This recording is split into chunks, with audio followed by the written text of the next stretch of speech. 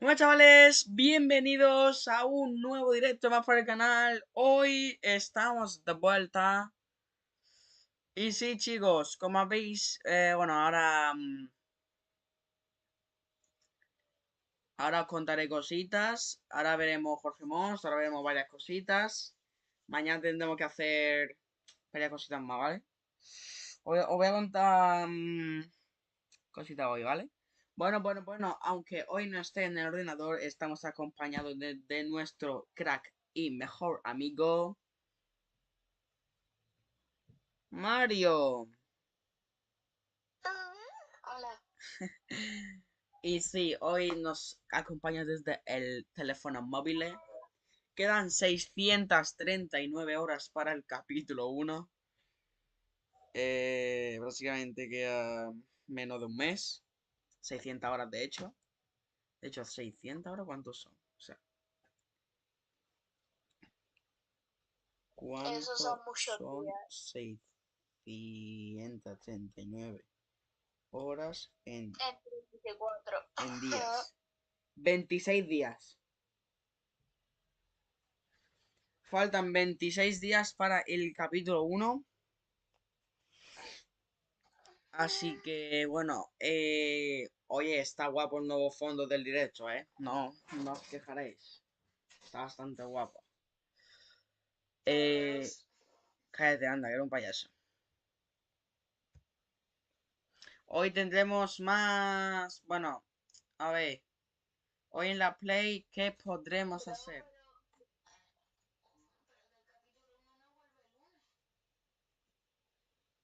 ¿Cómo?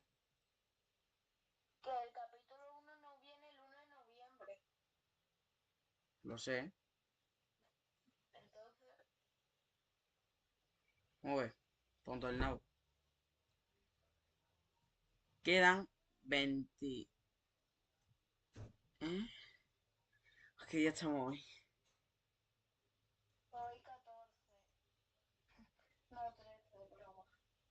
A ver,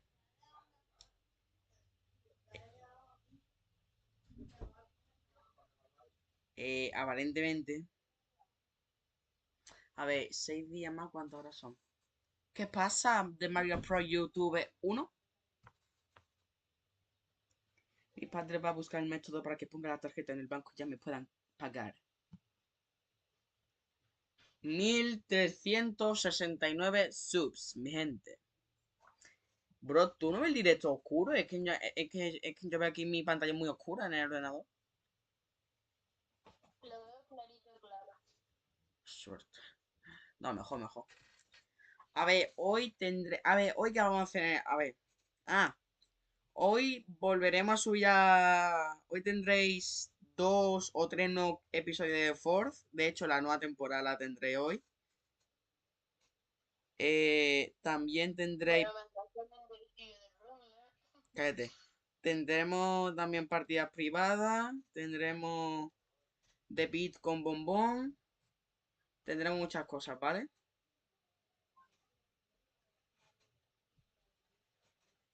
Así que... Ah, como he visto en el título, la skin de Jack Skeleton puede ser cancelada, ¿vale? Ahora vamos a ir con George Most, ¿vale?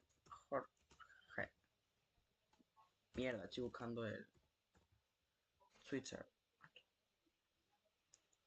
Twitter oficial. Sí, espérate.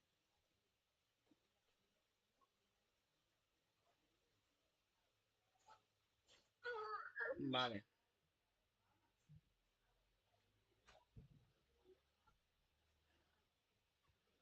George Most,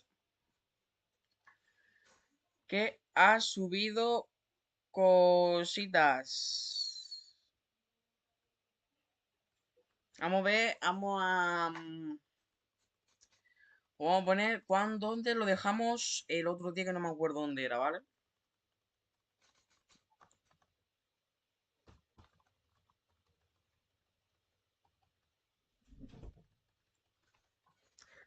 Ah, no me acuerdo dónde lo dejamos.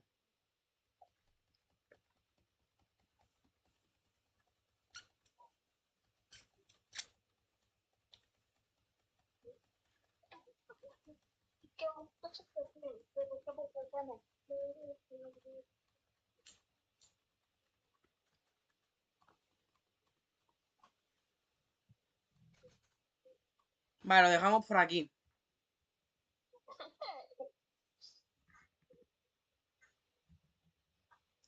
Así que chavales, quitamos el inicio y mira, a ver. Si tú vuelves al mapa del capítulo 1, ¿dónde caes por primera vez? Yo caería en Caserío o en Latifundio, la verdad. ¿Y tú, Mario, tú dónde caerías? Mario. Mario. Que si volviese al capítulo 1, ¿dónde caerías? Pero el primero. En el primer sitio, ¿dónde caerías? En tu primera partida. En la 1. ¿En Dusty Depot? Depot, perdón, me equivoco. Yo en Latifundio o en Caserío Restaurador. Uf, qué parque también. Es que son muchas cosas. Yo quería en varios sitios. Han puesto un nuevo rediseño de la tienda. Ya está disponible para algunos jugadores, que de hecho está bastante bien, la verdad. El rediseño está bastante bien, la verdad. Un error que no podía entrar en ficha magistral. Bueno. La decoración en las casas sigue siendo una mierda. Ya en la lobby la máquina del tiempo ha sido activada. Y dice Jorge Moss que Fortnite debería meter antiguos modos de vez en cuando y ofrecer recompensas los mismos. Está el modo de la huida, de guerra de comida, el de disco, que no me acuerdo cómo era. No, sí me acuerdo, pero el del suelo en lava, oro macizo, de buenos disparos, son muchos modos que deberían devolver. Como veis, ya el ticket de devolución ya se ha dado. Ya ha salido el pack de deriva del cementerio. La tienda de ayer. Misiones de pavo del salvar el mundo. El ticket ya ha sido traído. Y el autobús de la FNC Global ya se ha activado. De hecho, creo que hoy tenemos FNCs, así que a lo mejor la vamos a ver. Aquí, bueno, utilizando código TheGoreLoke en la tienda de Fortnite, ¿vale, chavales?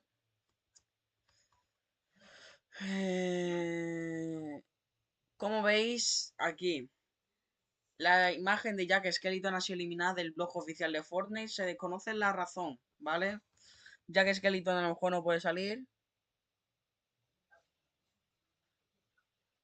Y es oficial. Jack Skellington no ha sido cancelado, ¿vale? Así que la he cagado poniendo el título. Vamos a hacer como que no hemos visto nada. ¿Vale, chavales?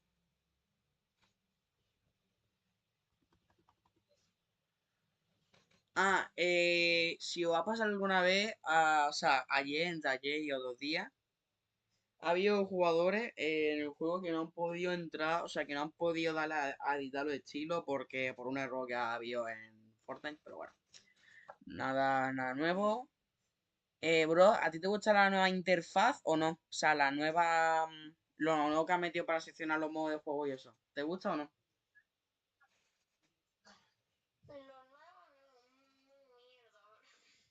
¿Pero te gusta más la de antes o la de ahora?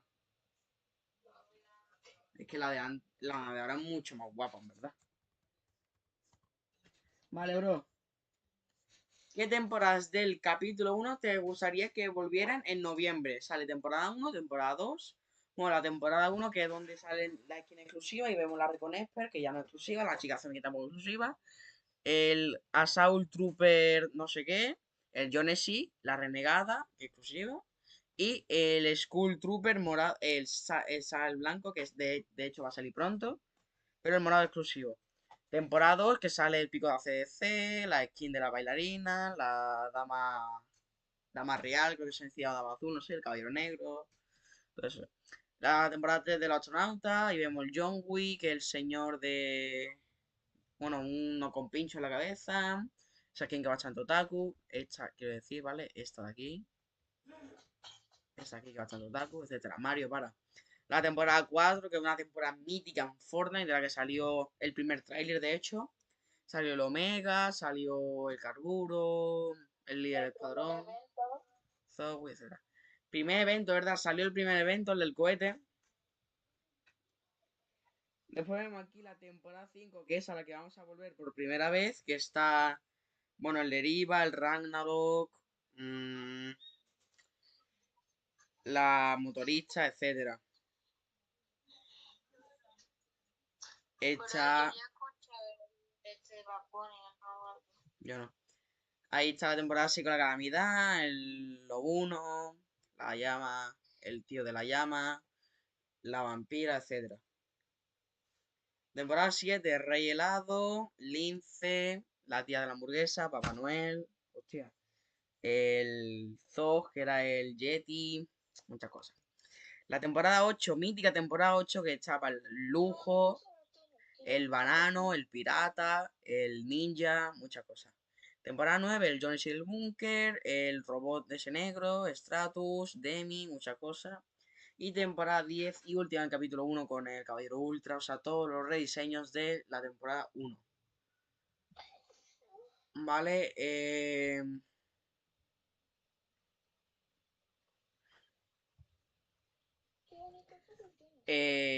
pone Jorge, esto es real y sale Frozen en Fortnite. Y dice Jorge, no, jaja, pero molaría. ¿Cómo va a molar Frozen en Fortnite? Jorge Moste, más caído. Si compras el juego de Alan Wake en la Epic Games Store, te darán su skin y su cosmético en Fortnite. La oferta es válida hasta el 27. ¿Cuánto vale el juego?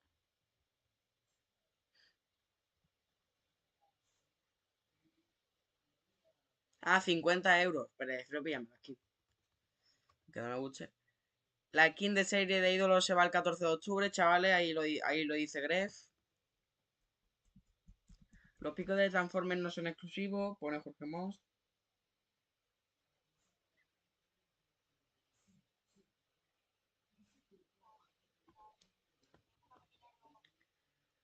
Lo que menos me convence de la nueva interfaz es que la lista de amigos y ajustes salga en la parte derecha. Sí que era un poco incómodo, en verdad. Es muy incómodo, pero bueno, no está mal tampoco. Por ahí vemos la nueva tienda que sale la llamarada. Bueno, vuelve Ash Williams, da 275 días, el tío de la sierra.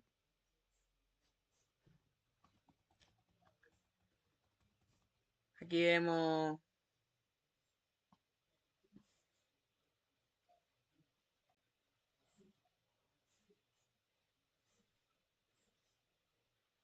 Chavales, si compráis la skin de Ash Williams, utilizad el código de TheGoreLoke en la tienda, por favor. ¿Vale?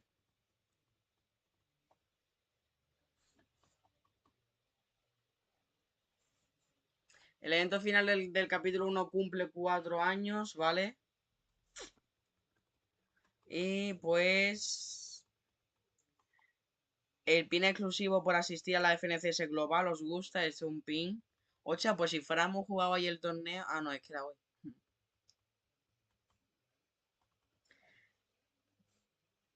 El emoji gratis de la FNCS mira durante 30 minutos la FNCS Global en el mapa creativo de aterrizaje de leyendas o en la web. Ahora iremos a ver la FNCS. ¿Se puede ver por aquí? ¿Qué? ¿En YouTube o...?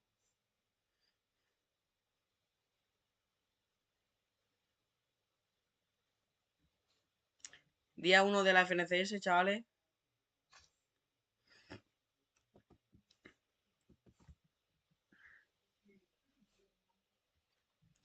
¿Por qué no le puedo dar voz aquí?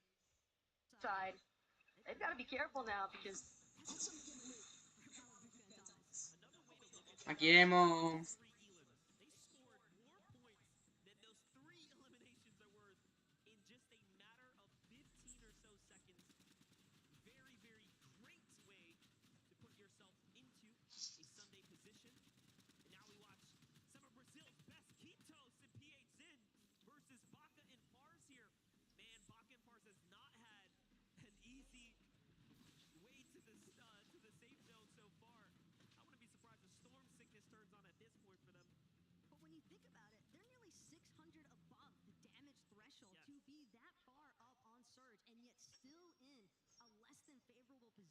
Bueno,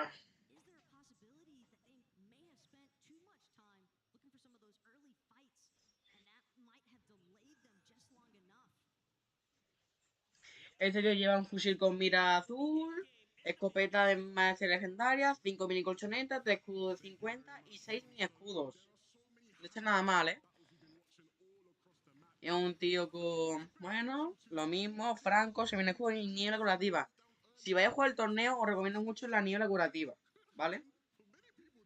La niebla curativa. La niebla curativa es muy recomendable, no lo siguiente. Para los torneos, para tormenta y para esas cosas. Igual que los sorbetes, igual que todo. Aquí vemos que iba ya por el cofre legendario, pero la han reventado un poco, ¿vale? Le han dejado a 21 de vida y ya está reclamando el cofre legendario.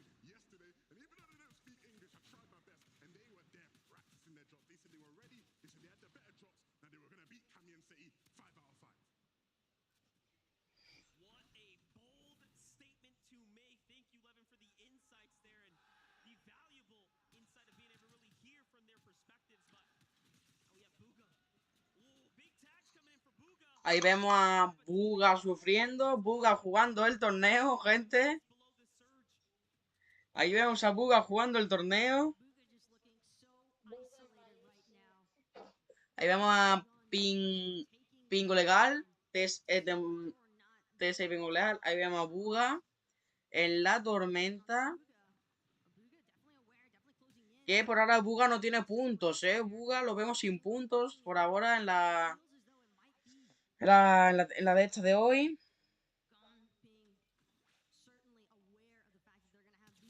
El directo va mal, es que va como a tirones.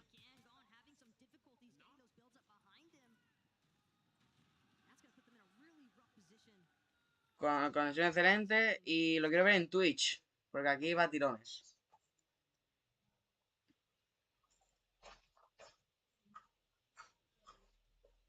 Por Dios.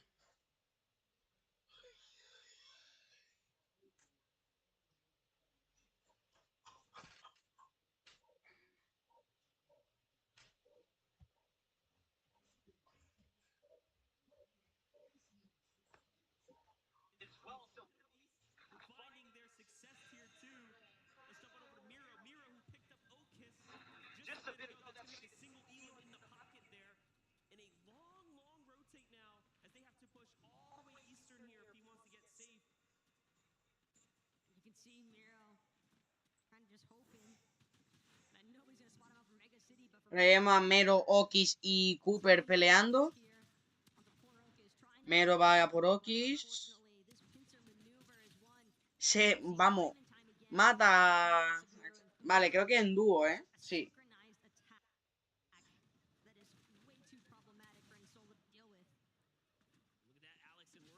PWR Alex y PWR Worthy con 4 puntos los dos parece ser. Worthy y Alex. El equipo número 12. Se cierra al lado de Ciudad Mega. Hay bastante movimiento. Con la mochila de Lackland, que como digo es una de las mejores del juego. Ah, no es por mi culpa, es que va a tirones el directo de Twitch.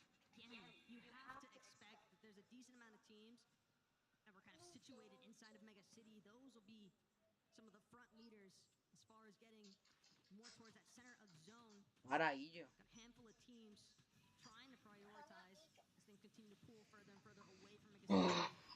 Por ahí vemos irnos en lanzadera. Por ahí vemos a Twitch Hero y a Triple HD. ¿Qué pasa?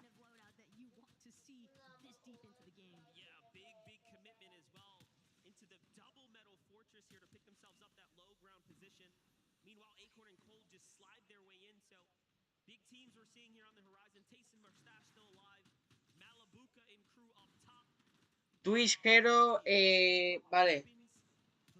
Ha muerto su compañero y le ha dado todos los materiales a Hero. Que no tienen punto todavía. Me parece a mí que no tienen punto. Triple. Muere. Ha muerto Triple. Esta es la primera partida de la de la FNCS. Aquí vemos a Mónaco Veno. A Histy DG. Con Mónaco en el cubito.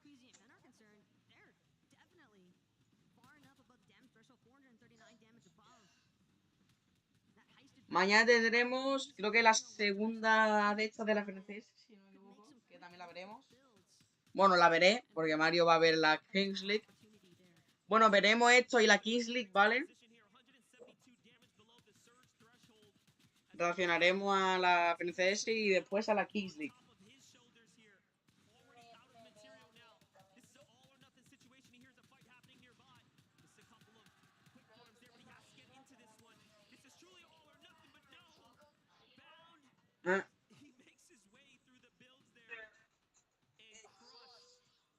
No sé si Buga sigue vivo. Ahí vemos a Nicey. Por ahí vemos a Nicey.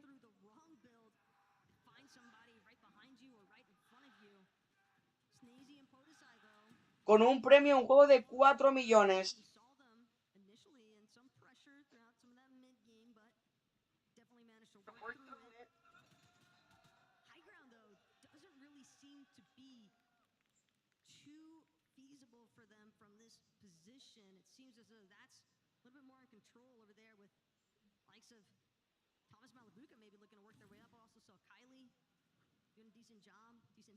Ahora vemos a Heroic Thomas.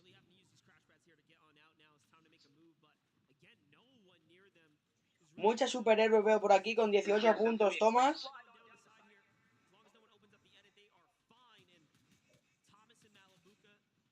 Y ahí vemos a Malibuca con el compañero de Thomas. Equipo 1.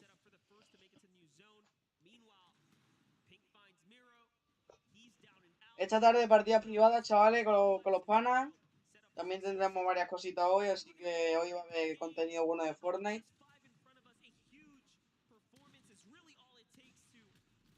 Recordad, os prometí el directo diario hasta la salida del capítulo 1 y lo estamos haciendo. De lo que sea, pero lo estamos haciendo.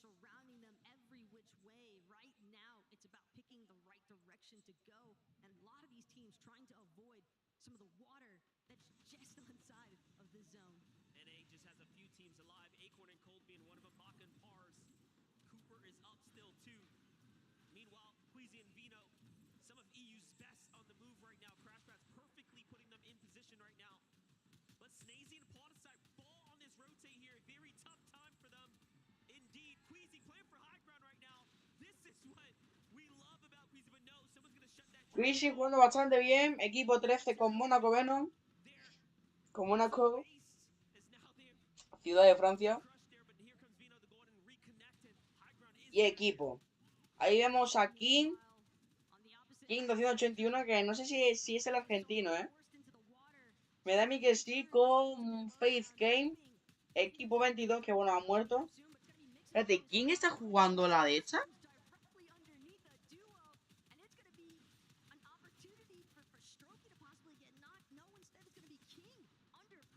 Me da a mí que sí, ¿eh? Me da a mí que King está jugando. Ahí vemos a Elite Enzo.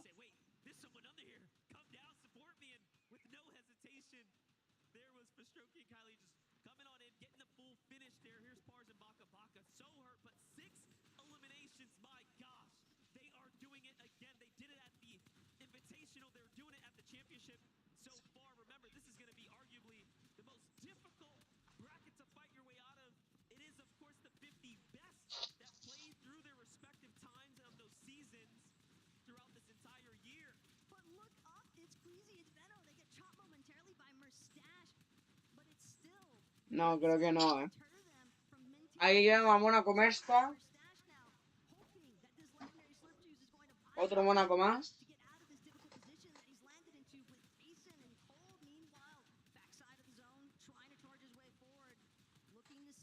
Agente Cole con 42 puntos.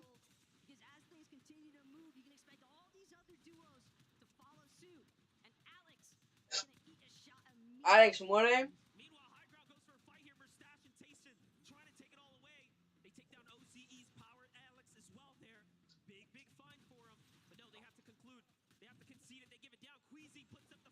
Quizzy carrileando.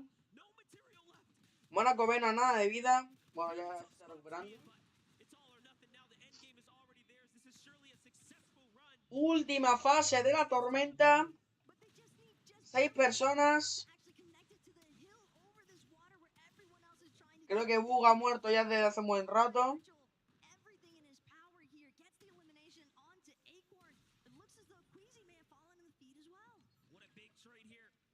3 personas. Mónaco vino, Quiz se ha muerto. Ah, no, quedan 4, perdón, quedan 4.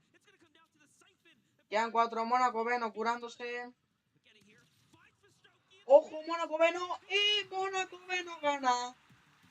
Gana Mónaco Veno y creo que Quiz y Mónaco Veno ganan la primera partida de la FNCS. Felicidades a los dos, que no, bueno. Quiz y Mónaco Veno ganan la primera partida de la FNCS.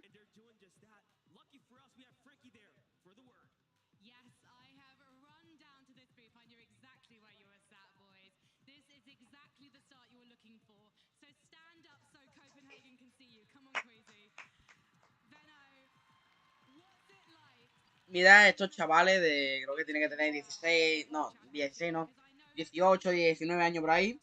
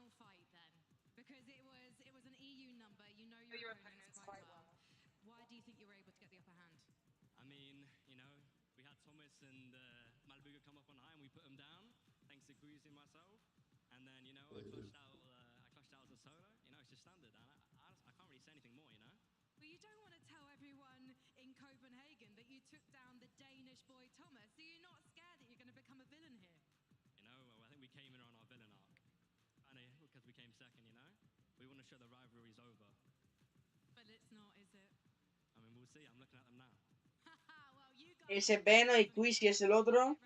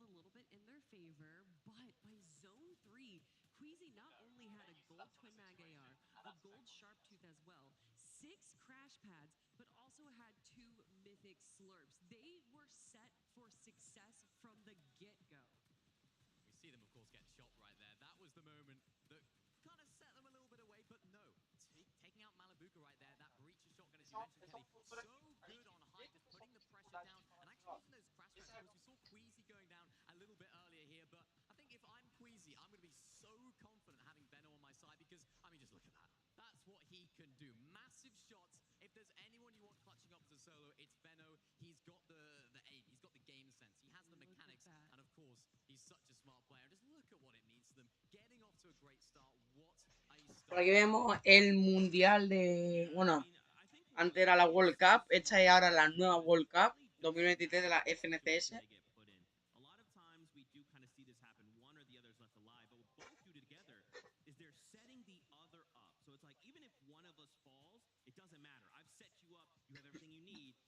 Y por si os preguntáis, la próxima FNCS será el próximo mundial de la FNCS, si no de otra cosa, es en 2027, ¿vale? Primera partida gana Peno y Quishy. Han jugado bastante bien, la verdad. La siguiente partida en 12 minutos y 33 segundos, barbaridades. Así que vamos a esperar a las y 38. Y vamos a dejar este directo por aquí, ¿vale? Sí, Jorge, hemos puesto ya la primera, el primer ganador. Que no creo que lo haya puesto, pero bueno, que va.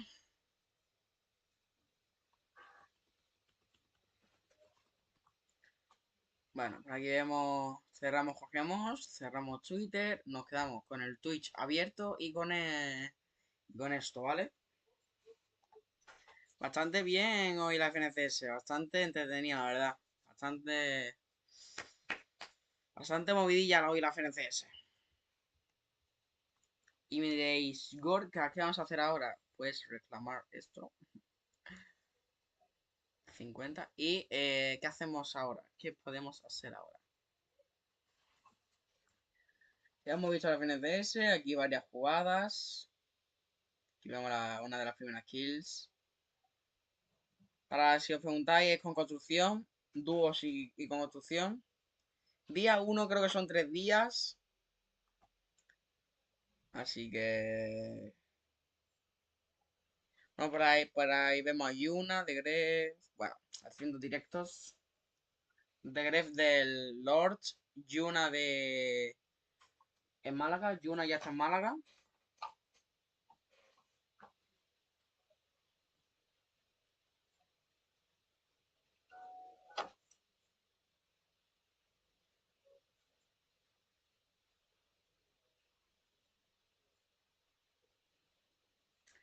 No sé si Gref está...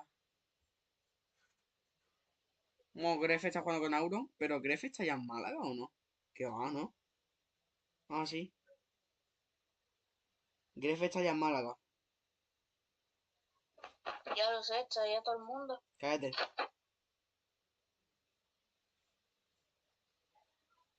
Que no lo sabía, picha.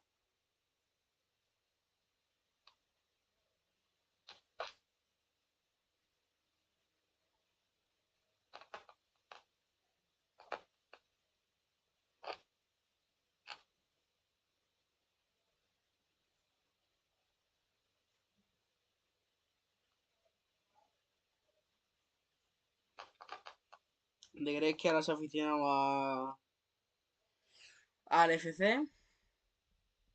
Por ahí vemos a Quisi a Mónaco con 93 puntos. 76. ¿Dónde está Buga? Buga no está ahí. Creo que ahí no está Buga. Hostia. Ahí no está Buga, parece ser. 5:30 de la tarde. Ahora vuelvo, ¿vale, chavales?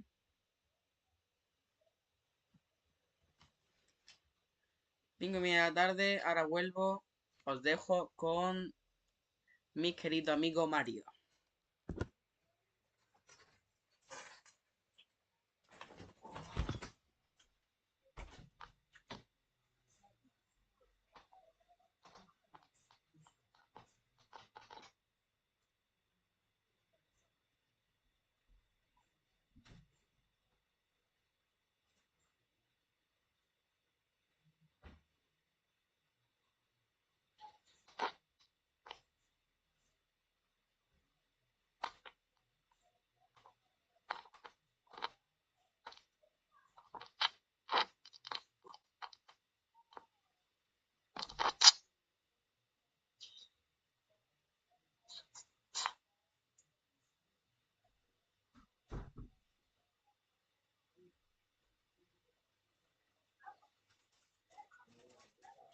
¿Qué?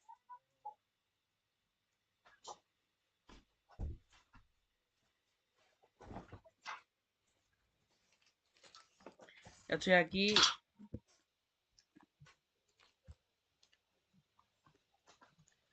Vale.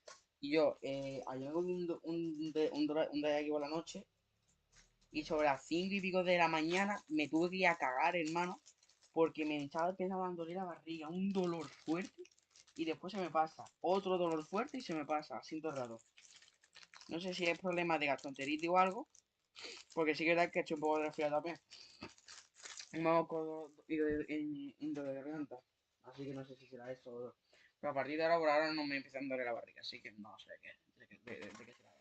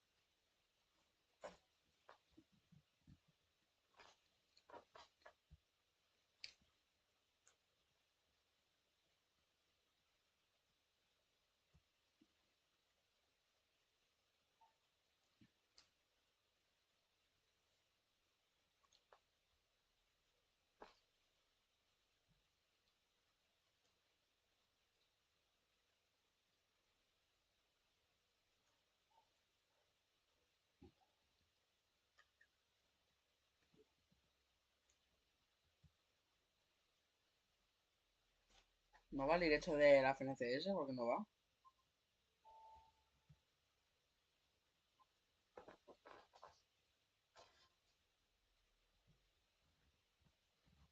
Parece que el directo de la FNCS no va.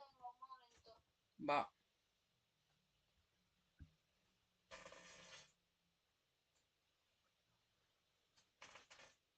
Y yo.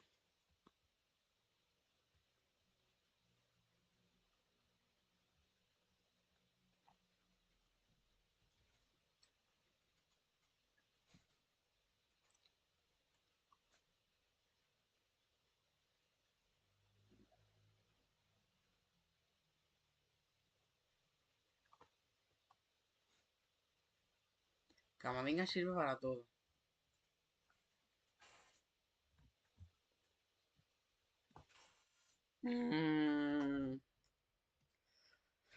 FNCS, campeonato. Aquí.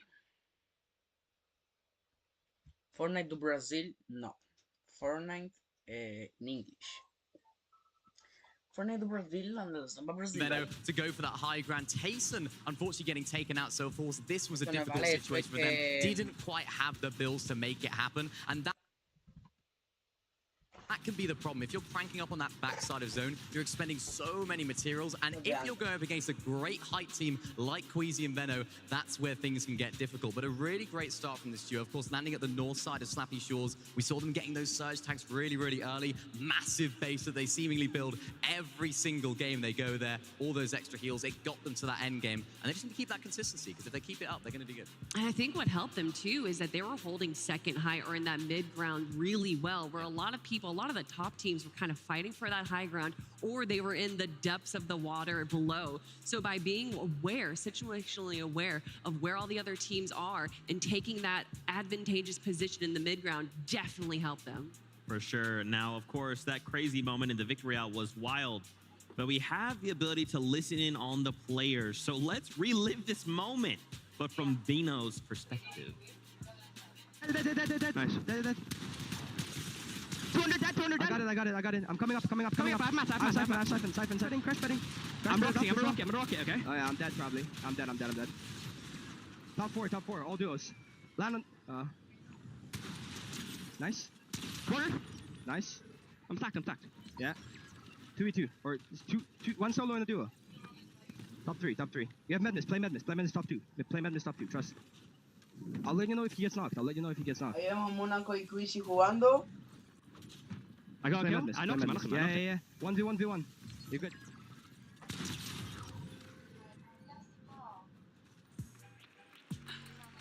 That's kind of nuts, right? I love that Venno is able to just focus, right? It's just about just let me rock my mechanics, right? Just tell me where to look, tell me what to do, and then just let me execute upon that. Queasy just so calm, right? He's like obviously there is a bit of chaos in the moment, but Queasy just listen, just grab this. You're fine. Trust, you've got this. And that's such a skill as well. I feel like not many people talk about it. When you are down and your teammate is solo clutching like that, the comms that you give are so vital. You can see Queasy just making sure that he is giving the absolute perfect comms, what he needs to know. Maybe he might have missed something. Maybe it's his heals. Maybe it's his materials. But Veno's like, okay, let me cook. Just give me the ingredients that I need. And part of the reason he cooked there was that rocket ram, using it to go straight up into the air, see where the rest of the remaining lobby is, land down immediately and get that incredible shot. That's why we're seeing them in first place right now. 93 points to start off the day. A pretty decent lead relative to the rest of the lobby here. And, you know, I don't want to say necessarily bravery, but to use that rocket ram in that situation almost is like... It's risky. It's risky, right? Mad, high risk, high reward, but for him, he makes it work. Here's a look at our top 20 duos as it stands just after game number 1. Remember, 4 more to go. We had highlighted Cooper and Mira, though, in there in the 16th place at the top of the show, as well as Alex and Worthy. Is there maybe a duo standing on these top 20 that stand out to you guys? I think for me, it's Gripey and Flixie. These guys land at Mega City, so you would maybe expect them to have a little bit of a better game right there, sat in 19th place. When the zone does pull towards you, especially at Mega City, you can just sit on those towers, on those buildings, and try and farm Storm Surge. I think they might have struggled with that a little bit because, of course, so many teams are rotating in, but it might be a little bit too late. You almost need to rotate out, get that Storm Surge, try and get back on that high ground at the right moment. And from what I've seen from those guys, they're doing that so well previously. Maybe a few spanners in the works have been a little bit more difficult for them because they needed to try and find those refreshers, and that water zone definitely didn't help either.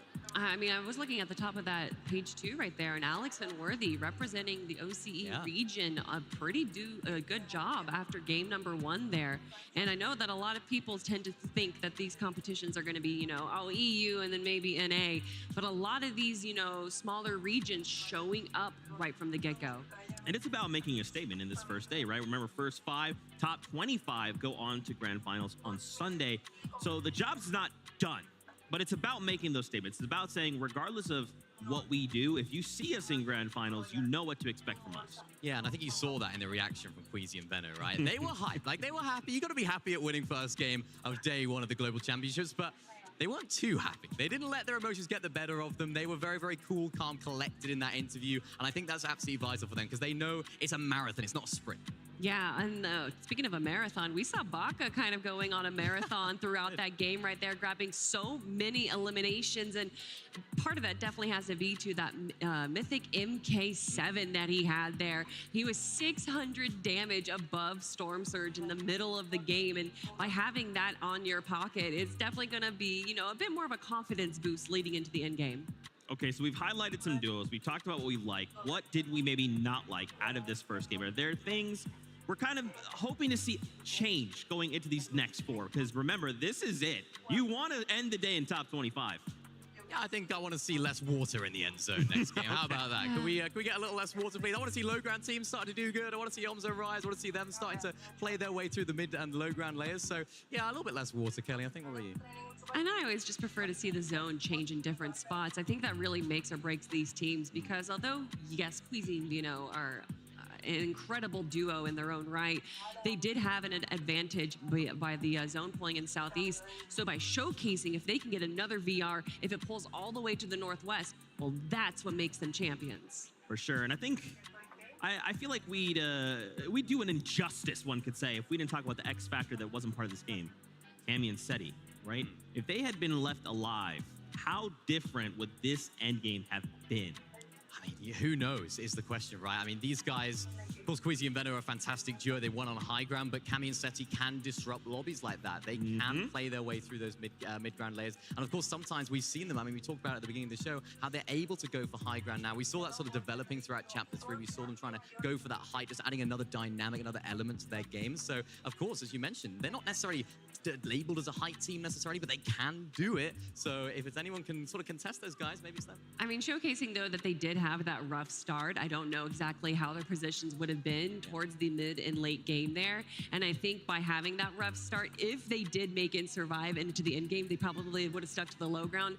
And we saw how chaotic that low ground was. So I don't know if they necessarily would have even attempted to go for high ground, especially with the two duos of Queasy and then Thomas HD's going up on high. I think that they, you know, may have not even had that great of an end game if they did make it there.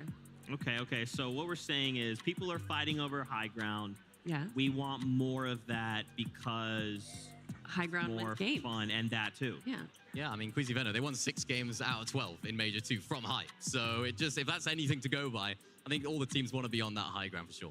I'll say something. I want to see Booga again in game number 2. He held out so long as a solo player, which is something you would expect with someone as much experience as him, being able to understand when to leave a fight, how to rotate away from everyone else through the dead side rotation. And I think he could do even better with threats. Yeah, that was a kind of a difficult situation to be put in, right? So many people landing there at Mega City, losing threats very, very early on, and then there's just so much pressure. You can't go for the reboot. You can't try and make something happen. He did still manage to find eliminations, right? That's still points. We still are working towards something, but I think you're right, Kelly. With threats there, it could be different, Minnie. Yeah, definitely. And we saw Booga actually going down to Surge there. He was trying to be a little bit too aggressive because he needed that Storm Surge damage. And when you're only 1 of 2, it's so difficult to do double the damage that you need because, of course, he's only on his own. He tried his best, and being only 174 below at that point is a credit to how much damage and how much aggression he was showing in that mid game because he needed to do it. But, I mean, it's Booga. He can make anything happen. Yeah, and this is still just game 1 of day 1. Yeah. There's so many more opportunities for these duos to change up their play style and potentially pull out something we haven't seen before. That's right. Well, let's hear from Frankie, who's actually standing by because we want to hear what's going down in the crowd. Well, I think Copenhagen thoroughly enjoyed game number 1. Did you love it, Copenhagen? Were you happy that it was a European victory? Let me hear you. I have met a couple of Americans who's traveled all the way here. I don't know if there are many North American fans in the audience. Can we hear it? Do you love North America? That's not bad. And don't forget, this is the Friday, so the audience is still arriving because people are coming from work. Maybe someone's plane was delayed. What about Brazilian fans? You can always count on the Brazilian fans to show up for their players. Any esport, any game, the Brazilian fans always give love. We've also got so many Japanese players on stage as well. I did meet a lovely Japanese fan who came in just for them today as well. Any more Japanese or Asian fans? Oh, I love it. They've all gathered over here. We literally have a row over here of the Japanese fans. Oh, we literally have an entire group of people who are in jerseys who are here to support the Japanese players. And what about Middle East and Africa? Oh, wow. We've certainly got some of the crowd going, and I can't wait to hear how things hot up as the competition continues. For now, let's head back to the desk.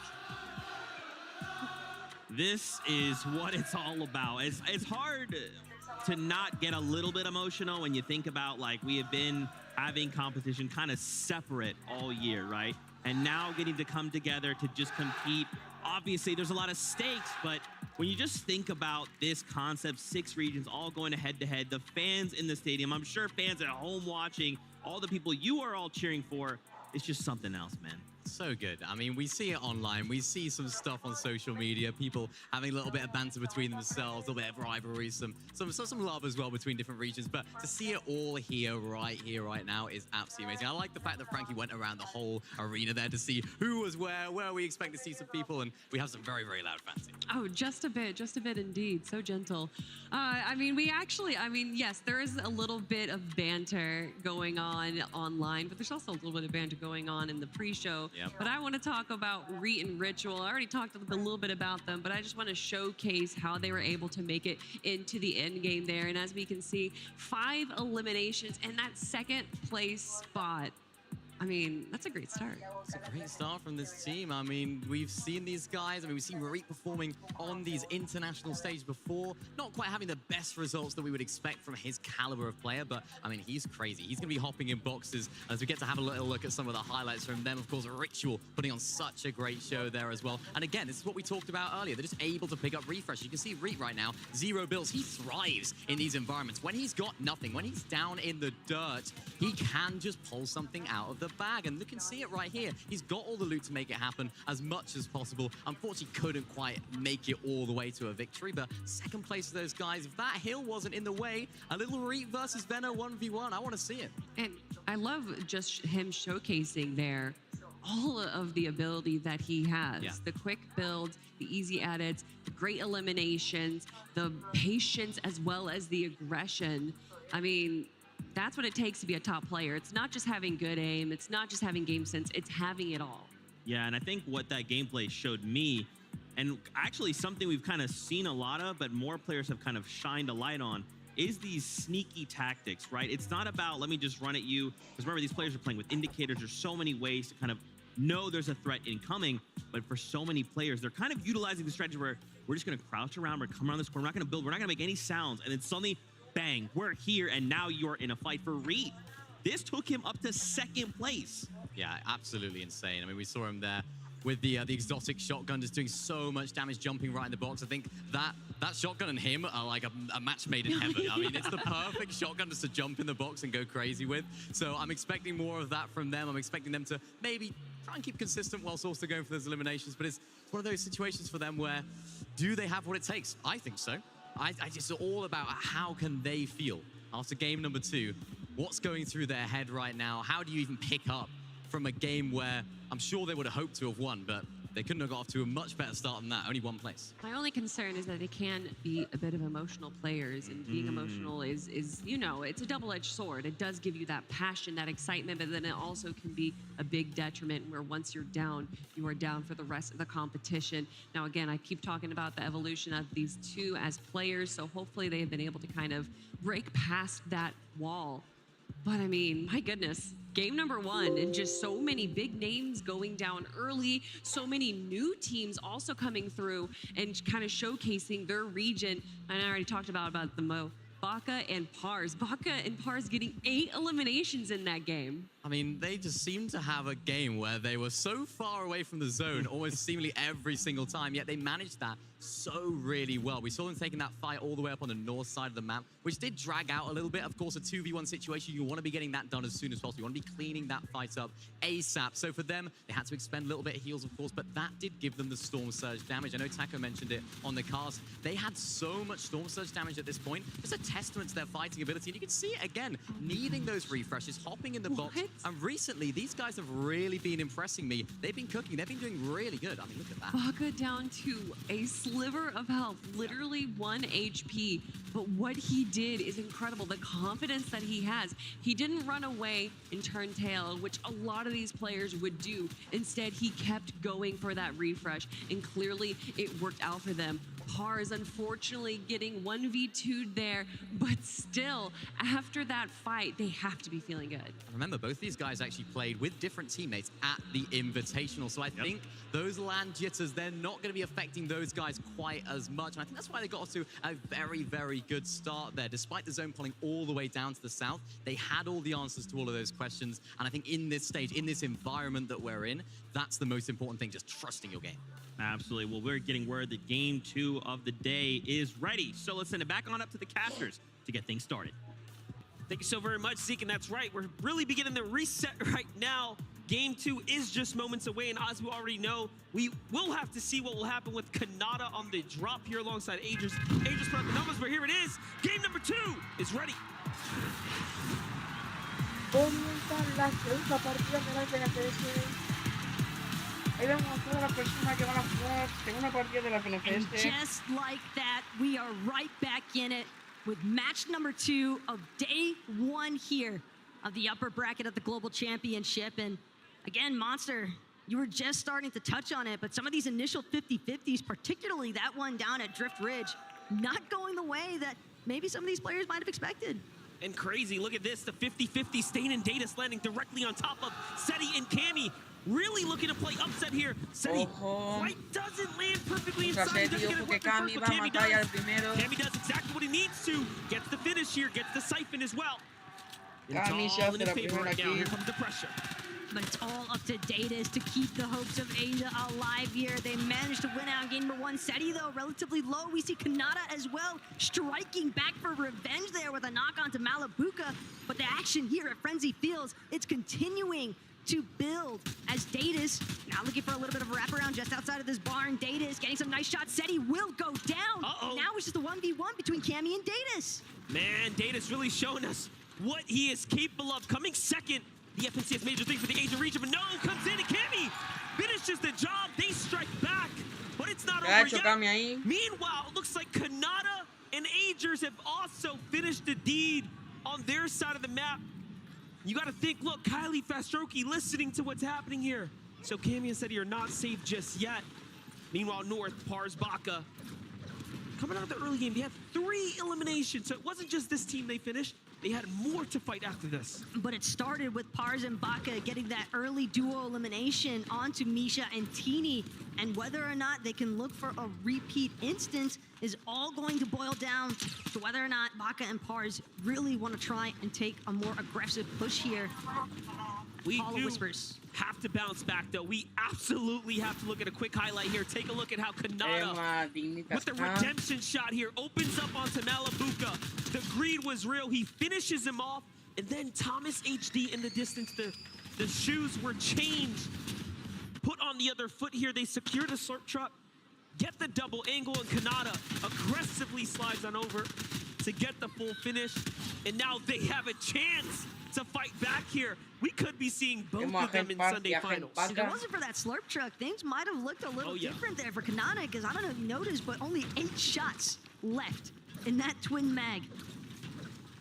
But again, now it's going to be Thomas and Malabuka who are left to sit and simmer, wait to see whether or not they can finalize things there in game 3. Crazy to think, too. There's only 5 games, right? And all of a sudden now, 2 of our favorite duos, one from EU and NA, now have a chance here to really sit, make a big deal and push their way up the standings.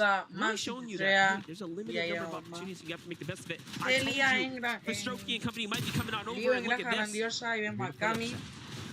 Cammy and Seti, they might have dealt with Stain and Datus at the beginning, but they still have plenty of work cut out for them. For Strokey, just slightly above Cammy for the time being. Cammy, though, doing a good job utilizing these builds. Some brick gonna be going out. Not enough yet for Strokey to feel comfortable. But it's Cammy with that left side peek, a bit tough to try and work with. Seti watching the side angle here, seeing if he can take advantage of any opening, cracking the armor here. But for Strokey, putting the pressure on. Starting to run low on ammunition here, so he will have to be careful or make a decision here to full commit. Instead, gets punished first, cutting right through the over shields and the additional shield pop there, so he is going to have to dig into it. Meanwhile, Kylie with the side angle, suppressed pistol, putting in good work here. We like the angles, but said he's clapping back. Ooh, another great angle. Cammy really hitting the tags when it matters right now. That's tough for Kylie as well. I mean, he's really got to get up close and personal. That suppressed pistol going to be difficult to work with in comparison to that sharp tooth. But Cammy, Seti, they are not willing to budge. They are staying as close to each other as possible because they also want to make sure they stay in contention of this capture point, not trying to let it go for free towards Kylie and Fastroki. It seems for the time being they have successfully managed to push them off entirely. So it does look as though Cammy and Seti are going to buy themselves just enough time, and the capture point will be in their favor. Meanwhile, Pink and Vico lurking nearby. They're contesting half of the split off of Acorn and Cold. Now on the other side, Slappy Shores, Tayson, and Murstache. Here's the team that can truly take home the grand finals if they can make it there. Definitely a pick, indeed. ¿Quieres Coca-Cola? What a tower base, though, for Tayson. I mean, you got a couple of med miss waiting, ample amounts of shield potions, including a couple of big shield potions. So for Tayson, his sole responsibility for the time being is just to establish as much surge damage control as possible. And it looks as though the Limfi tells a different story, or actually a same story if you're Pars and Baka. Because for the time being, Teeny at least, no longer in the lobby. Yeah, Pars and Baka turned online now and get the finish onto Teeny. There it is. So the full finish onto Misha and Teeny, both sent back to the lobby. Meanwhile, there is another duo lurking from above. Chubbs and Bryce looking on down, trying to see what they can do to influence this exchange here. Can they find tags to go ahead and put themselves in a successful position? So far, so good. But these are absolutely important exchanges here. And listen, Pars and Baka, man, you got to give them some respect, dude. When it comes down to performing, you would have thought at the Invitational, hey, look, we don't have LAN experience. What's going to happen? Nope. They are here showing that they didn't need it. And they're even better than the last time we saw them. don't really need land Yeah. experience if you can just trust your instincts as a player, and that No, seems to be pescado. exactly the mentality here for Pars. Just breaking through Teeny's builds. Teeny, absolutely no health to work with in that circumstance. But it's a para ahora nice qué. establishing ¿Pero dónde vas tú solo? point there, because now that is ¿Pero dónde 2 vas tú games solo? back to back. That's going to start to pose a real issue here, because again, Monster, it's only 5 games, and for Musa and Yes, Teeny yes, to be knocked so early on, they've got some ground to really make up for at this point. Me la suda. A lot of ground to Me make up. aprendo. Recover to be made here, but Acorn, Cole looking good so far. Mira I've been out gente here Cole. trying to see if he can Mira, farm ese some es. surge in a Gente distance. Meanwhile, frío. Ritual Gente will helado, ¿no? find a knock Helado, onto gente Edgy. helado. Re and Ritual. What a surprise from them. I did not expect them to have such standout performances, especially with such a strong game one, and then an even better start to their game 2 so far. Here's Jamon and Yuma. Very, very interesting duo right here. Just kind of floating Todo around for the su time casa. being. Just waiting to determine which Mejor. direction. It seems as though they're just gonna build a little bit further Me la suda. into this jungle biome, and Yuma, Amon doesn't seem as though they have any other incentive for the time being as far as aggression is concerned, but might be having to pick things up a little bit, as again, we did see some teams struggling a bit in game number 1 as far as that surge damage threshold was concerned. Yeah, for Strokey and Kylie, definitely not going to have a problem with that right now. One of the few teams with an elimination right now. Already making a move deep into the outskirts here as they see there's a potential cache left behind. So just trying to secure what they can. Brick needed, metal needed. So very important for them to get their rotation loop route down snappy here, as the zone will be pushing in pretty quickly. On the other side, Pink and Vico from the Frenzy Farms now up to a high ground position here. I'm gonna go for trades, and oh, what a dirty angle there for Vico. Those are extremely important onto teams inside the Mega City. But again, we see some of the action that's been unfolding here so far, but we've got Levin to give us even more. Thank you very much, Taco. Look, we just saw Pink and Vika there on the screen. We've seen Acorn and Code in this game as well. Coming into this game, both these teams in the top 10.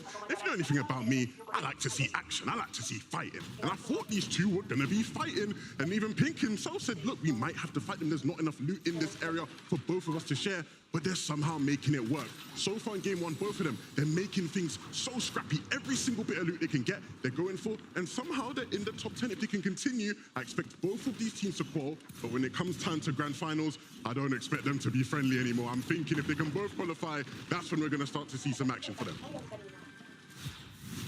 That's an excellent point. It's one thing to make your way through a top 25 being the the hurdle to overcome. That's a pretty low barrier for some of these top tier competitors. But when you get to finals, it's going to be a lot harder now, as number 1 is all that matters for the best of the best. That's got to be every duo for themselves at that point, and Pink especially. Yeah. I mean, you have to consider what he even mentioned in one of the pre-show videos that we saw.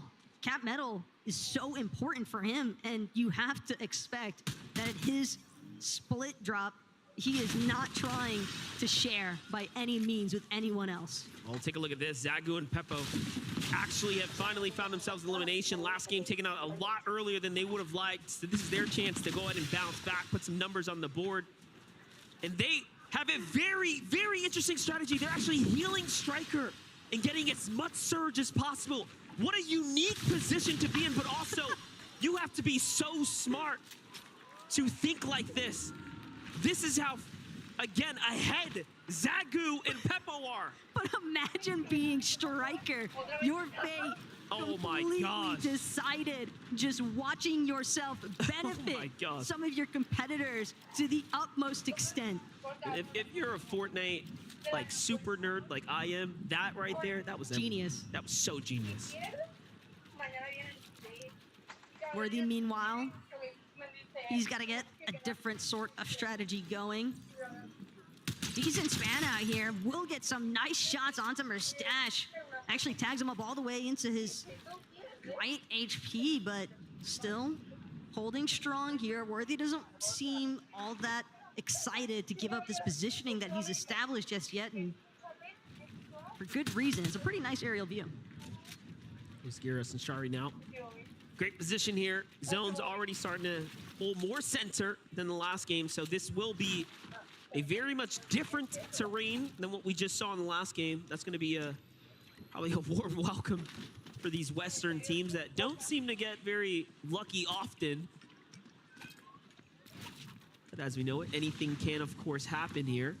It's got to be so scary sliding over the ice just then. You're just hoping that no one's going to be able to catch sight of you, but Cooper, not sure he's even fully aware of the fact that Zago and Peppo are based just a little bit more towards the interior of this jungle trench. Miro following suit behind Cooper. These teams trying to make sure they don't stray too far from each other, but still wanting to make sure of the fact that they are collecting the resources they need. Because we saw just how congested that last game was, especially with the way that zone was pulling so viciously over the water. So much of these teams were just getting trapped inside of that mid-layer territory. Meanwhile, the Rift Island is going to start to formulate here, jumping just outside of Reet and Ritual's perspectives there. They can be the first to take a stab at it, and if they secure this, I mean, surely top 25 is locked in the bag, as they were in the 76-point threshold range of total points. So they can get a big 15 here with the Elans and some placement. They will be in the top 25. It could be done and dusted here, as there are only 5 games, but no, instead they say, hey, look, let's go for the full Rift, get straight to the top. No zipline for us. I don't know which was riskier, but it works out at the end there. Able to juke out some of those distant shots in the air, and being the first ones to actually touch down on Rift Island does mean that they'll be the first to try and make use of those bonus objective points with the Capture Island point. But again, Reet and Ritual, I mean, who did we see last game on the Rift Island? It was Thomas Malabuka. Well, guess what? They got eliminated super early by Kanata and Agers. So now it doesn't seem as though there's anyone posing too much of a threat, but Baka and Pars, they've been fighting for as long as the game has started, it seems. Yeah, it's still Chubb's team, too. Chubbs was looking at them before. It seems like he's given them a problem on the rotate into the zone. And look, at the cost of Bryce, because Bryce was fallen at some point or another as they've made their way to this position here. But at this point, it almost seems as though Chubbs is just trying to waste Baka and Pars' time, trying to force them into expending some of their resources, some of their splashes and heals that they might not have wanted to let go of otherwise. And again, it's still early on. Pars goes into the box. He's going for the full push. Baka's here to back him up. And this is what happens. You shake the hornet's nest and you might get stung. And luckily for him, he will escape somehow, some way, barely sliding his way out the side there. Baka has a different goal in mind, though. He's going to go around the outskirts here. No stranger to the zone. Continues to play with it, but ouch. That surely wasn't a part of the strategy here, as Chubbs 2 stood behind. Tough spot to be in now. But look at Chubbs' builds. They're running incredibly low. He's actually going to forfeit that height positioning, but it's not like Baka and Pars have any idea, but now Chubbs seemingly under pressure from a team slightly further out. He still has to make his way in through the zone as a solo. Not sure if he'll find a reboot ban opportunity either this late in. What a spot to be in now if you're Kanata and Agers. Even more pressure, as they only scored 0 points in game number 1. The first team to be fully eliminated, but not humiliated. They do have a true chance now. Finding tags here now into Thoric and Bolts. Of course, some of NA's best there too. Very few can say they've wielded the pickaxe of champions, but hold up, jump in with Colleen Fastroki, who's already gotten an elimination. This is actually a full finish that they picked up, potentially onto Cammy. And now Seti is by himself. My, oh my, what a tough spot to be in for Cammy and Seti. Of course, didn't pull the luck of the draw game 1, and now game 2 not going in their favor necessarily here. Could we be seeing them a lower bracket push?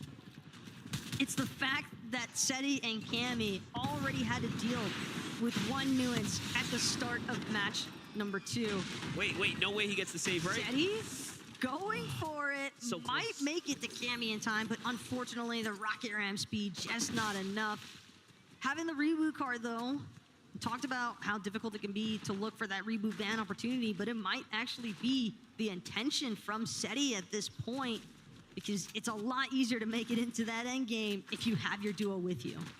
That is right. Well, last game we saw Bugha make it work as a solo with no threats. This time SETI says, no, I'm not going to endgame by myself. He's going into the storm for a reboot.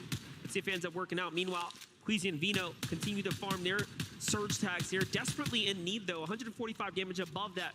Protection is not going to be enough, not for long at least. They're recognizing the potential threat looming. Here comes the rotate, though. Another sniper in hand here, so Vino really flexing and exercising his sniper play here. It's Kanata who's in front of him. They got to be careful. Vino, though, taking his time with the approach, as you would expect. Have to keep in mind for as much of a fragger as he is. Oh no, trouble though for threats here. He's got a nice knock, it seems. Might be able to find the double finish, but still, Anon doing everything in his power to delay as long as he can, but this storm is so problematic. Threats trying to see if he can finish the job now onto Anon. He wants this refresh of materials from both Suns, and Anon bound to get something for his troubles at this point. Gold Sharp Tooth Pump. Primed and ready to go. That right side peek.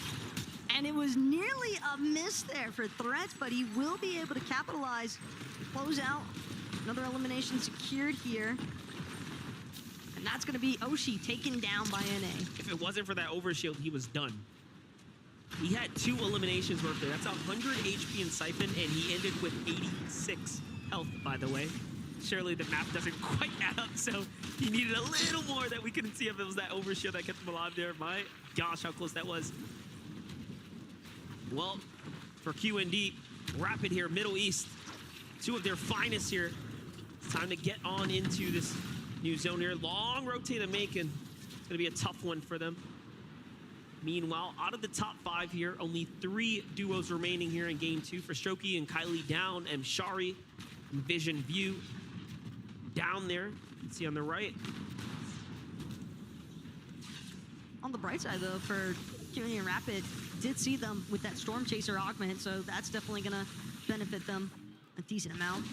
They continue to look for those rotations. Klonsky and Grolls, on the other hand, Cirque Plants doing the job as far as getting some health and shield regen is concerned, but definitely still need to wait around to see if they can get more. But unfortunately, when you are this far below the damage threshold, 320 and then some to work with as far as damage is concerned, and that number only growing bigger. Yeah, that's not enough. They need a lot more. Coming up quite short here. But I mean, hey, I like this strategy. Of course, these are going to continue to replenish. They can bounce back and forth, but at what speed can they stay alive here now?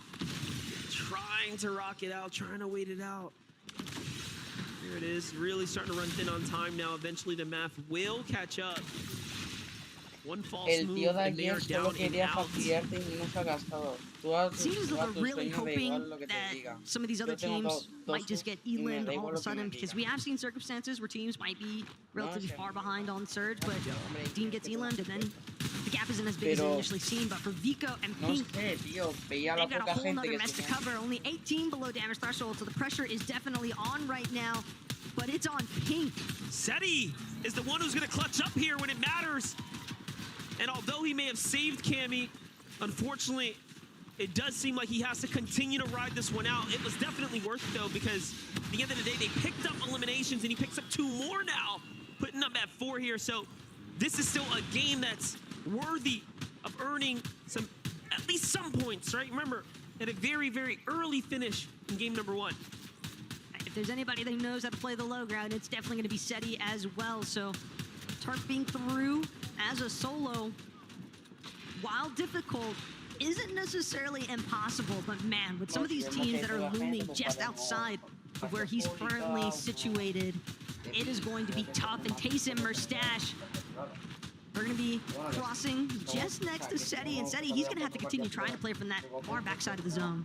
And meanwhile, Alex still has the high ground there. As for Had, Hero, it's next door.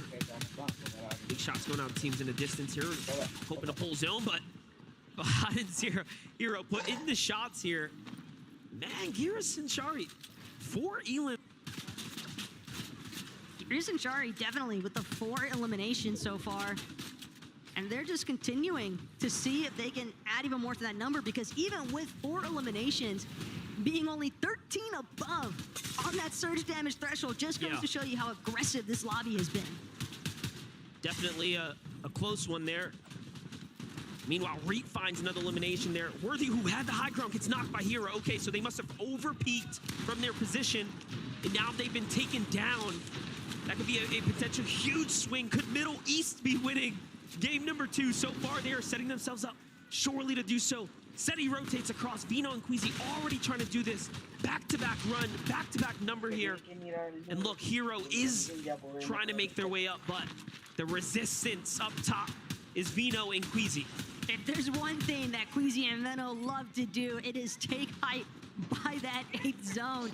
And it's something that they've done excellently throughout 2 games so far. But again, they still have to maintain it. Can't count your chicks before they hatch sort of mentality. As Kanata in the elimination feed seems to have found Podesai, Snazy as well. Seemingly as though NA definitely striking back. Baka Par is still alive. Ritual still alive. Even Okis is up right now. Saw him mixed in the feed. Those are a few of the NA competitors that are up. I do wonder, where is Ziamzo? As he was also inside the top 10. If teams can continue to keep up that pacing there. But meanwhile, the story right now is how far can SETI push this here?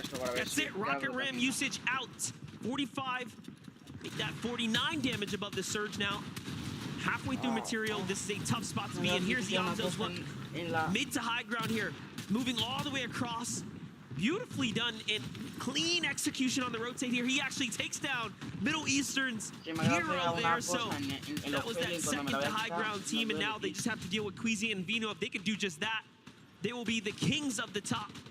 It's almost like dealing with a final boss at this point as far as Queasy and Veno are concerned. But so long as they're in the match, teams are going to have to look out. Cole, though, with Acorn doing an excellent job taking out Sphinx and Polio. That's going to clear things up for them as far as these immediate players are concerned. SETI, though, again, the fact that he is still kicking, despite being a solo for so long here, MDF, what a fantastic display of his experience. I just can't wait till we get another listen in later, because you know Cammy and SETI are putting down the comms needed here to navigate through this game so effortlessly, making it look easy. Meanwhile, on the low ground, here's Middle East. Fahad here, representing 4 elims right now. What a big spot to be in, showing us just how good they really are.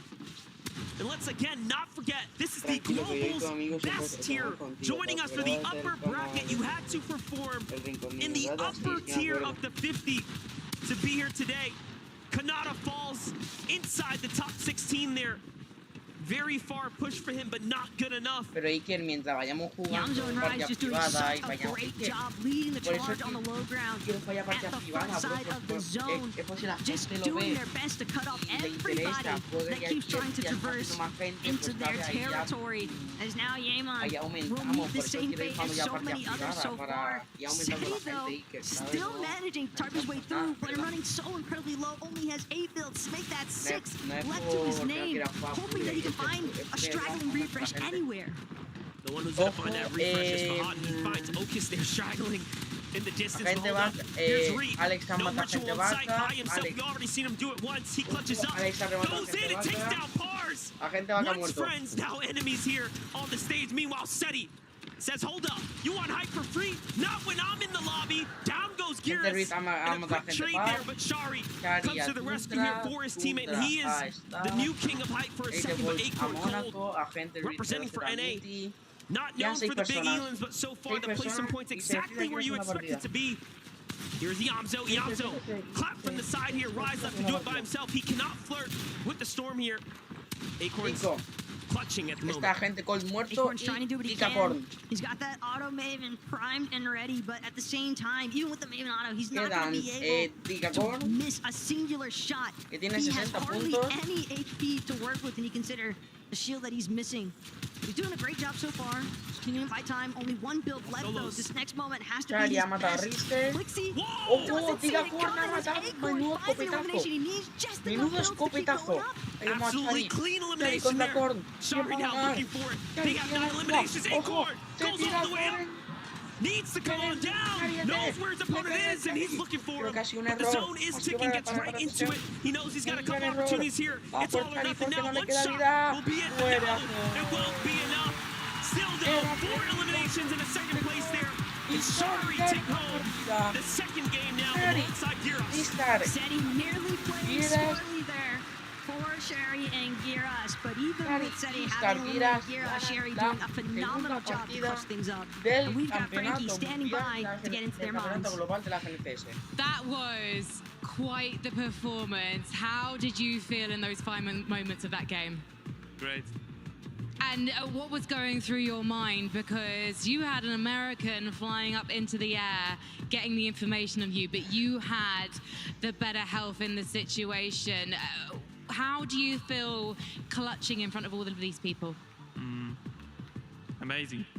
Amazing. That's a perfect word. Let me come over to you, Gareth. What was it like watching Cherry in that situation? Yeah, it was great. I mean, anyway, like in this final situations, I already knew we have so many points. We are already like basically qualified, so I was just chilling, and I believed in him. I knew he will win it.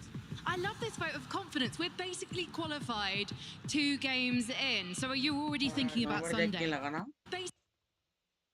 Amazing. Alongside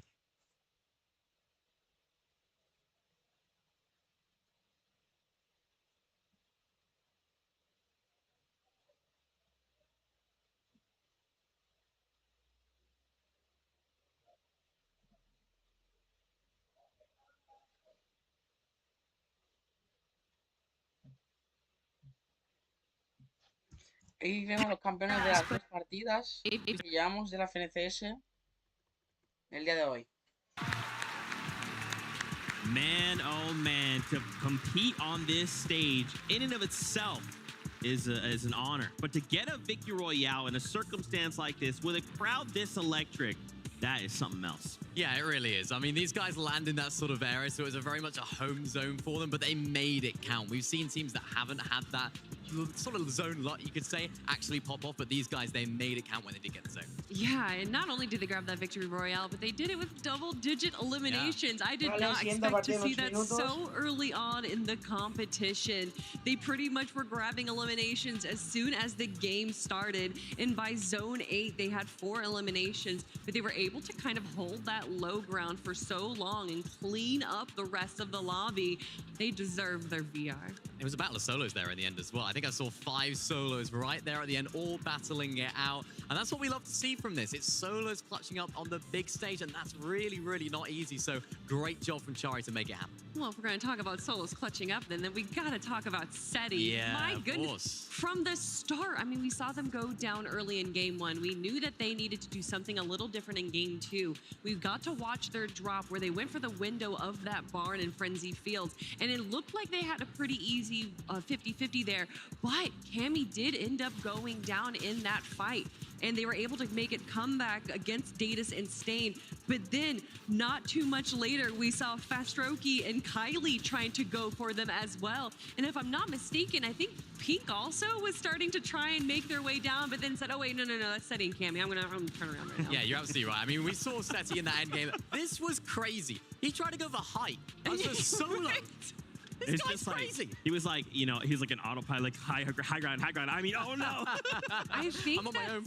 Honestly, I think it was a great play. I think that there was so much chaos going on in the low ground that they weren't expecting anyone to try and take high ground. Seti positioned himself just on the side. You can see that they weren't aware of that Seti was going to be coming in onto them and grabbing that one elimination. It did eventually lead to his, demise, but he was still able to grab 4 more points as well as kind of weaken the other players in the lobby. Yeah, I did want to highlight a couple things for us. First, in the #1 spot, Rich Reach and Ritual. Whoa, That's the one. I'll come back to him in just a second, but just as a reminder, Sherry and Giras, and I'm sorry if I'm Shari if I'm mispronouncing the names. I'll see myself Shari. out. I'm so sorry. I'll see myself Can we get out. someone else on the desk? Yeah, can we get Mini Minor, you take over? Yeah. Still though, a huge victory royale from the duo, and I kind of just love the way they kind of play this, right? You can kind of tell, even just after these two games, these games are so hectic. They're not anything like the games we're used to seeing, right? A lot of these other regions, NA and E, which we typically broadcast, you can see, like, even though there's chaos, there's a lot of control, right? It's like, okay, well, I know we're going to do this, and we'll position ourselves. In these last two games, it's just chaos, right? Either no build or everyone's on mad low HP where everyone is one shot to the other. In this case, coming down to the 1v1, it is so hectic on this stage. I mean, in this situation, we've talked about it almost seemingly all year. When Queasy and Veno aren't on height in that endgame, it's anybody's game. We saw Seti trying to spoil the party up there for Chari and Giras on height. He didn't quite do that, but he did take out one of them. And of course, that was Giras, so Chari had to solo clutch from high ground. Of course, that's what's going to win them these games. We're seeing it time and time again. High ground is going to win these teams the games. And because Queasy and Veno weren't there, the high ground was a lot more free. It was indeed. But I do want to talk about the duo that we were looking at for just a moment there, Reet and Ritual. Yeah, of course. Here we go, Kelly. All right. Listen, all right. They're doing a very good job right now. That might be why they're in first place. And they're utilizing everything that competitive Fortnite has to offer, such as Rift Island, getting those 15 points. And that is actually what's going to be pushing them into that first place spot. But also, look at the placements. They are currently tied with Cold and Acorn, who are some of the most consistent players in the world. Yeah, they definitely are. I mean, there was always a moment there where they were boxing up below that Rift Island. They were like, I mean, nobody's going up for it. Is anyone here? I guess that's our island. We'll take it. So that's what we like to see. I mean, yeah, that's what Reet's all about. He's one of those players that will play it smartly. Of course, we've seen so much aggression from them, even in this endgame. There are so many moments in that. I think this is what makes competitive Fortnite in person so great, is that when Reet makes these crazy plays hopping in the box, you can feel the energy. You can feel the crowd just go, wow. How has he gone about that? And that's what he's all about. But we can't take Ritual. I mean, he's doing a great job as well. He actually had more eliminations than Reet there. He did go down, but you know Reet is not going to go down without a fight, even as a solo here, grabbing some much needed refreshes and being able to kind of bully the low ground here. I love this playstyle, right? He's almost fearless. We actually saw something very similar from Baka and Pars in the last game, right? One of them dropping down to 1 HP, but it's the confidence. It's like, it doesn't matter what situation we're in. We just have to go for it. If we're eliminated, that's fine, but let's go for it. Now, Reet making that work is wild. And I think, especially for him, he's someone that for a long time, especially when it was NA East, NA West, he kept saying things like, I want to go up against these other regions because I want to prove that I have what it takes to compete. I mean, what a better place to do it, right? He's making the crowd happy. He's making us happy, making the team happy in first place spot as well. Right there at the end, we saw the player actually going for the med miss. He said, no, you're not having that med miss. I'm coming straight in there. And the reaction from the crowd was so cool at that moment.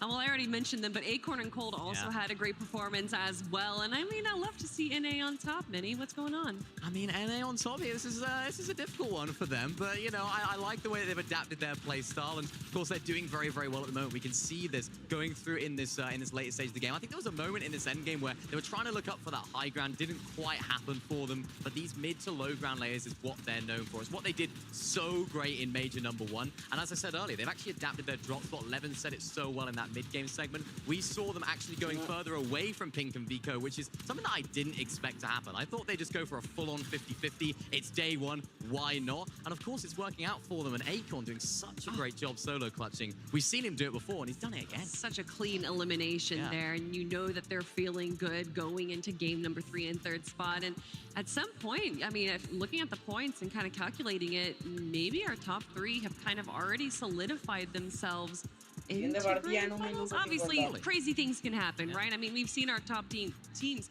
be eliminated on drop, so that might not be solidified just yet, but still, they have to be feeling even more confident going into the next 3 games. Absolutely. And, you know, we have thoughts and perspectives. We actually have Vivid standing by with community favorite Reddish. Viv, what's she have to say?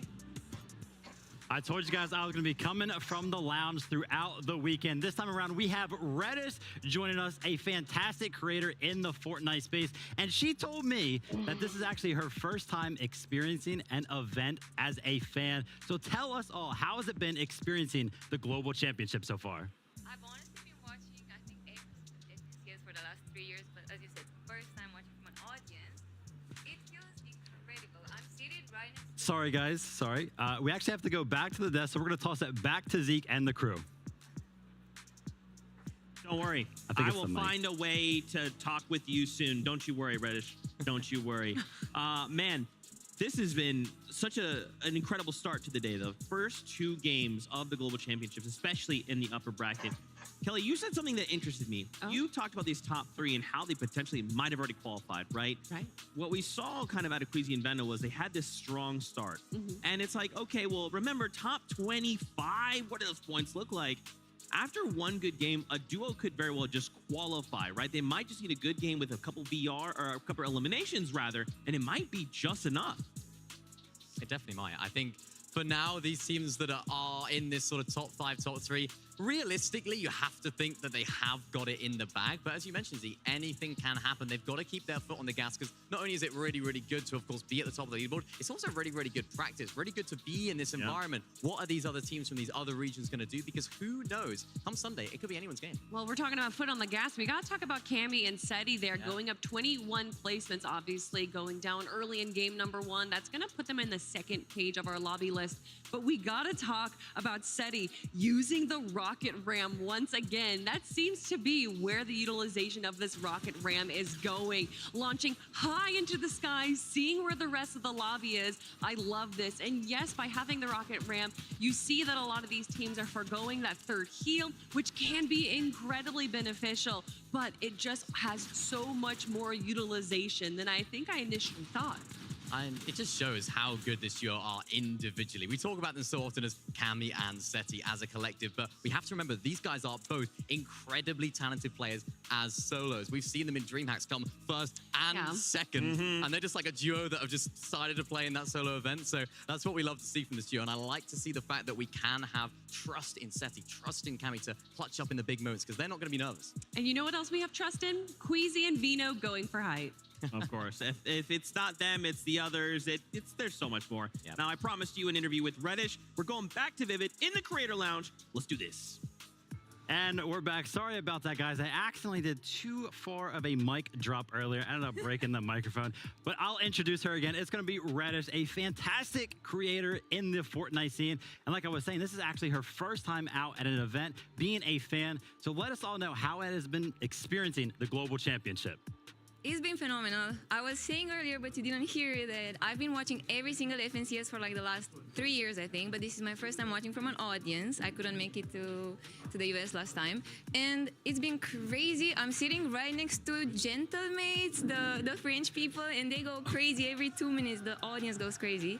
And also, I have to mention the first game as a GXR supporter was pretty wild. We had Malibuka win off spawn and claim the island, and then Queasy won. So it's been just amazing to watch as a fan and supporter and Fortnite lover. So, yep. Yeah, awesome. I love the fact that you're kind of bringing up who's been doing well throughout the day. Of course, this is the upper bracket. We have 25 teams going directly into the finals after the day.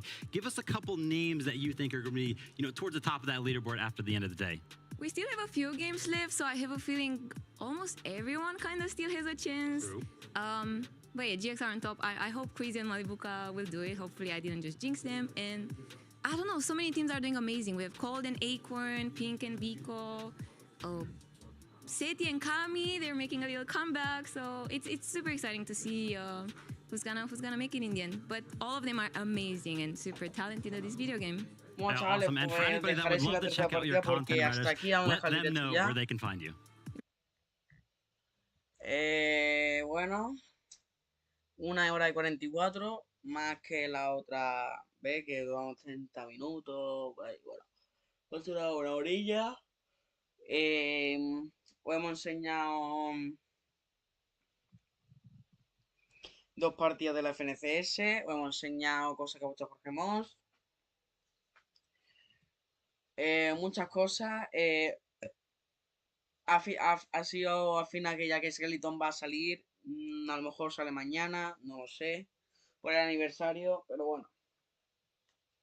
Entonces, que si os habéis suscrito, dale like. O sea, que recuerda que si veis mi vídeo, suscribirse, dale like y a la campanita para que no os perdáis un vídeo. Nos vemos la próxima. Adiós.